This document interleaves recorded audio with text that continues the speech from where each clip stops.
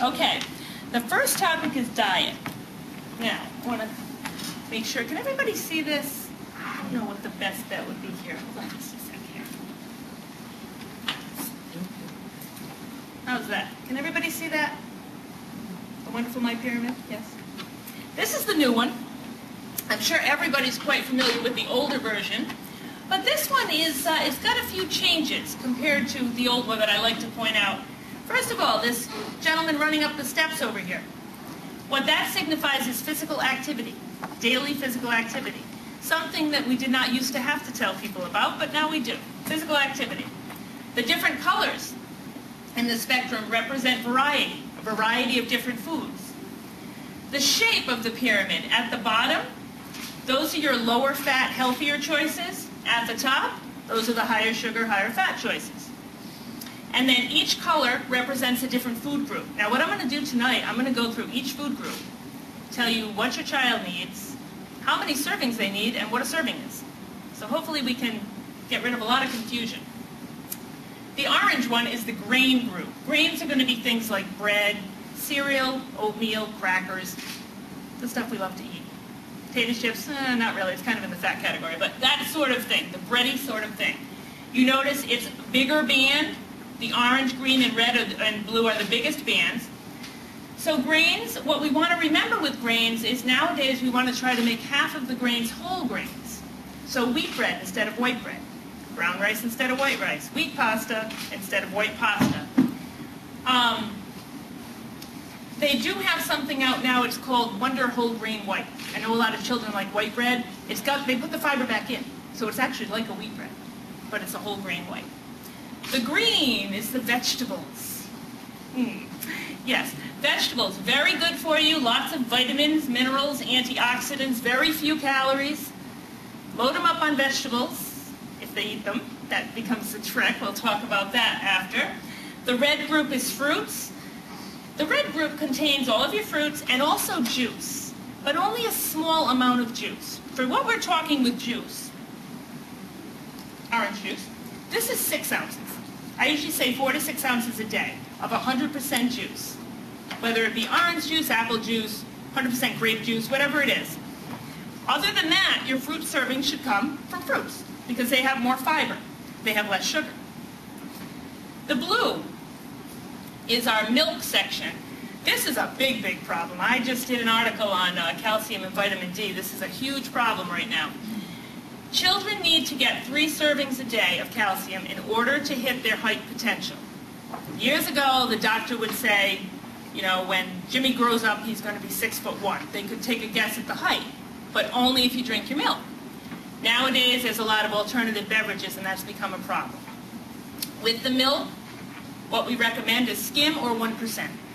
2% still has saturated fat to raise cholesterol, and it's higher in calories. The purple is the meats and beans group. That's all your protein. Chicken, meat, fish, eggs, peanut butter, things like that. We should have protein with every meal because that's what gives us energy through the day. And this little tiny yellow line is what they call healthy oils. That's a new one they put in. It's olive oil, canola oil, some of the fattier fish, the omega-3s like salmon, very good for you, fall into that category also. So that is the pyramid. That is the basis on what we will be feeding our children. Okay, so how do we do that? It's nice, it's pyramid. First of all, we want to try to keep nutritious food in the house. Get rid of the junk food. If it's not there, they can't eat it. And I know someone's going to say, but I have one child who's overweight and one who's underweight. What do I do? Get the junk food out of the house. For everybody. Everybody. It's not helping anyone. It has no nutritional value. It tastes good, so it's fine once in a while, but it has no nutritional value. My next tip would be to try to have more meals at home. I know this is difficult. People are very, very busy now. A lot of on the run, on the go stuff. But try. Healthy eating does take a little planning, but it's well worth it. Something that I find very helpful is the crock pot. Throw it all in there.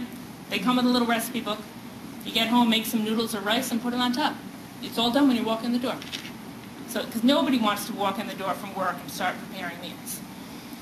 The next would be the after-school snack. This is the danger zone for most children. I find that if we make it a non-issue, fruit, vegetable, yogurt, 100-calorie pack, that's it. That's it. We don't need to go through cupboards. We don't need to be looking for everything and anything. A lot of children come in, while they're toasting their sandwich, they're having potato chips, and then they're going to grab a bowl of ice cream. This turns into like a 900-calorie fest after school. So that's something we want to get rid of that. Beverages. Skimmer 1% milk or 0-calorie beverages. That's it. A lot of our calories are coming from beverages. You would not believe the Gatorade and the vitamin water and the everything. So skimmer 1% milk, help yourself, or water, flavored water. What else? Like a diet iced tea, anything that's 0 calories. And then good ideas for meal choices. In your packets, you will find the first one on top is healthy snacks.